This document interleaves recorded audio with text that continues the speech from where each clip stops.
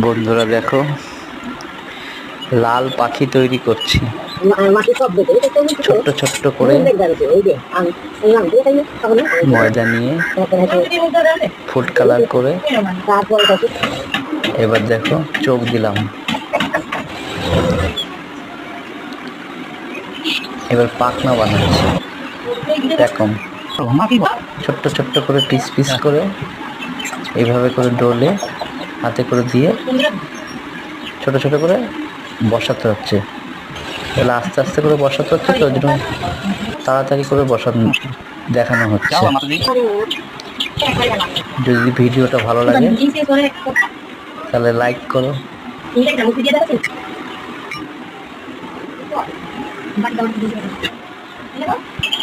Subscribe করো।